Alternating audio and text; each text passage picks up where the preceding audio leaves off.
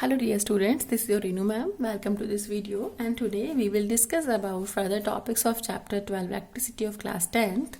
In the previous class beta जी we have discussed about electric charges. हमने electric charge की properties के बारे में पढ़ लिया था, ठीक है। तो अभी हम इलेक्ट्रिसिटी के बारे में पढ़ेंगे, इलेक्ट्रिक करंट के बारे में पढ़ेंगे बेसिकली, ठीक है।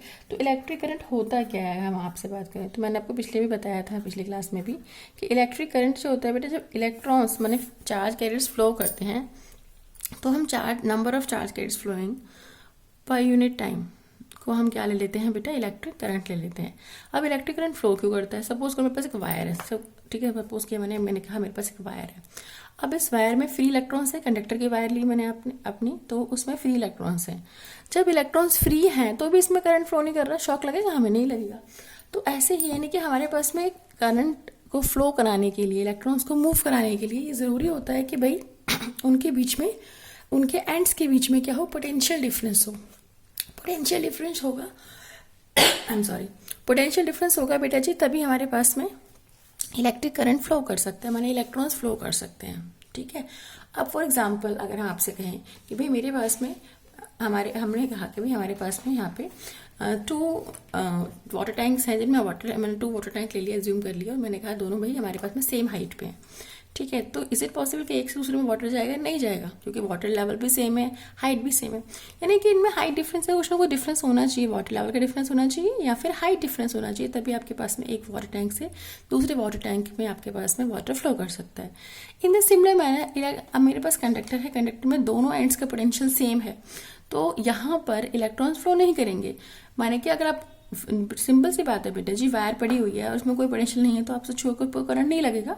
क्यों नहीं लगेगा? क्योंकि ऑब्वियसली पोटेंशियल सेम है दोनों एंड्स पे, तो पोटेंशियल डिफरेंस है ही नहीं। पोटेंशियल डिफरेंस है ही नहीं तो ऑब्वियसली आपके पास में इलेक्ट्रिक करंट फ्लो ही नहीं कर रहा है, ठीक है। तो इलेक्ट्रॉन्स को मोशन में लाने के लिए हमें पोटेंशियल डिफरेंस अप्लाई करना पड़ता है, ठीक है। तो पोटेंशियल डिफरेंस पे भी आते हैं, उससे पहले इलेक्ट्रिक करंट की डेफिनेशन आपको लिखवा देते हैं बेटा जी। Electric current flowing through a conductor is defined as the rate of flow of electric charges with respect to time। माने कि आपके पास में इलेक्ट्रिक चार्ज कितना फ्लो कर रहा है विद टाइम, उसके उस चीज़ को हम क्या बोलेंगे बेटा जी, इलेक्ट्रिक करंट बोलेंगे। और सिंपल सा we can also write down, it is defined as the ratio of electric charges and number of electric charges and time.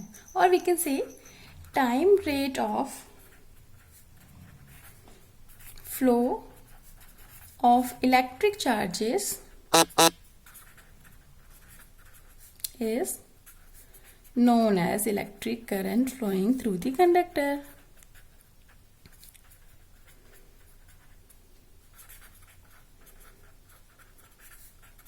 ठीक है, तो आप कैसे भी इसको डिफाइन कर सकते हो।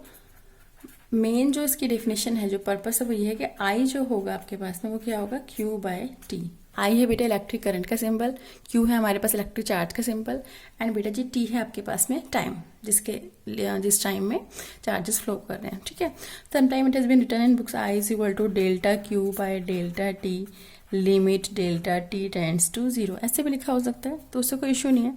सिंपल सा है, जितना ज़्यादा स्मॉल टाइम होगा उतना ज़्यादा एक्यूरेटली आप करंट को मेजर कर पाओगे, तो उसको इस फॉर्म में भी लिख देते हैं। ओके, तो I is equal to Q/T, माने कि आपके पास में आ गया that electric current is equal to electric charges upon time taken. Okay, बात करते हैं बेटा इसकी ऐसा यूनिट की। ऐसा यूनिट ऑफ इलेक्ट्रिक करंट क्या होता है बेटा? ऐसा यूनिट होता है इसका एम्पियर। फ्रेंच साइंटिस्ट थे, उनके नाम पे इसका नाम एम्पियर पड़ गया, ठीक है।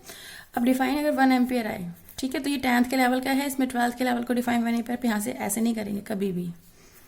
डिफाइन 1 एम्पियर आपसे पूछा गया तो कैसे करेंगे आप बेटा? खुद को फॉर्मूला बताया था अभी हमने आपको, I is equal to Q/T होता है, यानी कि we can say that 1 ampere current की यूनिट क्या है? एम्पियर, तो 1 ampere is equal to Q हमारे पास में चार्ज है, चार्ज की यूनिट क्या होती है? कूलम। तो 1 ampere is equal to 1 coulomb upon 1 second. Time की जगह 1 सेकेंड पुट कर दिया। That simply means that if we can say that if 1 coulomb of electric charge flowing through a conductor in 1 second, माने कि अगर आपके पास में 1 कूलम चार्ज फ्लो करता है कंडक्टर के अंदर 1 सेकेंड के अंदर, तो हम कहेंगे कि उसमें जो इलेक्ट्रिक करंट फ्लो कर रहा है वो कितना है बेटा जी? 1 एम्पियर। ओके, तो इसको लिख लेते हैं फटाफट जल्दी से। If 1 coulomb of electric charge flows through a conductor in 1 second, then electric current flowing through conductor is said to be 1 ampere. Okay, यानी कि अगर आपके पास में 1 कूलम चार्ज फ्लो करता है 1 सेकेंड में किसी कंडक्टर में, तो उसके अंदर हम कहेंगे कि जो करंट फ्लो कर रहा है वो 1 एम्पियर कर रहा है। ठीक है, ये 10th के लेवल के लिए। 12th में अगर डिफाइन 1 एम्पियर आएगा तो ये वाला नहीं चलेगा। 12th में फिजिक्स में अलग कंसेप्ट है, तो आप वो वाला यूज़ करेंगे। अगर 12th में आपने ये लिख दिया तो आपके मार्क्स कट जाएंगे। 10th में आपने ये लिखा तो आपको फुल मार्क्स मिलेंगे। ठीक है, तो बेटा क्लास वाइज थोड़ा थोड़ा चीज़ें चेंजेस होती रहती हैं। ठीक है, तो हमने अभी आपको इलेक्ट्रिक करंट डिफाइन कर दिया। कुछ नहीं करना है, इलेक्ट्रिक चार्जेस फ्लो कर रहे हैं विद रिस्पेक्ट टू टाइम, तो उसको हम इलेक्ट्रिक करंट बोलते हैं। और यूनिट क्या होती है इसकी? कूलम होती है। किसकी? चार्ज की यूनिट कूलम होती है, करंट की यूनिट एम्पियर होती है। 1 ampere is equal to 1 coulomb upon 1 second होता है। ठीक है, 1 ampere is equal to 1 coulomb upon 1 second, यानी कि जब 1 कूलम चार्ज फ्लो करता है 1 सेकेंड के अंदर, तो हम कहेंगे भाई इलेक्ट्रिक करंट जो है वो आपका 1 एम्पियर है। ठीक है, फर्दर चलते हैं बेटा जी। डायरेक्शन ऑफ करंट भी आपको बता देते हैं साथ साथ, इसके साथ साथ ही कर देते हैं। देखिए फटाफट, suppose I am having a conductor. ठीक है बेटा, मेरे पास कंडक्टर है।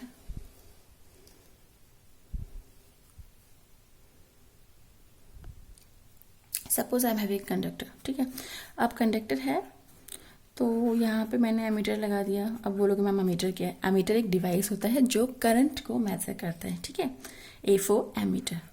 तो और ये हमने लगा दिया बेटा जी बैटरी। बैटरी और सेल ये सब अभी मैं बताऊंगी आपको। अभी जैसे सर्किट बना रही, सिंपल सा छोटा सा सर्किट। तो बेटा मेरे पास में कंडक्टर था। अब कंडक्टर के साथ में हमने यहाँ पे बैटरी लगा दी। बैटरी क्या देगी आपको? पोटेंशियल डिफरेंस देगी ऑब्वियसली। और ये हमारी की हो गई है। लॉन्ग साइड को पॉजिटिव और स्मॉल को नेगेटिव से रिप्रेजेंट करते हैं। एमीटर के पॉजिटिव को हमेशा बैटरी के पॉजिटिव से लगाते हैं, और एमीटर का जो लोकेशन है जो हम कहेंगे कि इस कॉम्बिनेशन में लगा हुआ है, तो ऑब्वियसली ऐसे करंट फ्लो कर रहा है आपके पास में एक के पीछे एक, तो इसको हम सीरीज कॉम्बिनेशन बोलते हैं। ये रहा हमारा कंडक्टर। अब इसमें इलेक्ट्रॉन्स हैं बच्चे। कंडक्टर में क्या है? इलेक्ट्रॉन्स है। जब मैंने इसको बैटरी को कनेक्ट किया कंडक्टर के थ्रू, तो ऑब्वियसली इसमें क्या हुआ? इसके दोनों एंड्स में पोटेंशियल डिफरेंस आ गया। एक को पॉजिटिव से लगा रखा है बेटा और एक को नेगेटिव से लगा रखा है। पोटेंशियल डिफरेंस आ गया। वी हमारे पास में यहाँ पे हमने पोटेंशियल डिफरेंस मान लिया है। ठीक है, यानी जो हमारा कंडक्टर है इसके अराउंड जो पोटेंशियल आपको मिल रहा है वो कितना मिल रहा है बेटा जी? वो आपको वी मिल रहा है। अब जो डायरेक्शन ऑफ करंट है वो हम लेते हैं बेटा पॉजिटिव से नेगेटिव, इस तरीके से लेते हैं। ठीक है, अब बोलोगे मैम ये तो गलत है। क्यों? क्योंकि आपके पास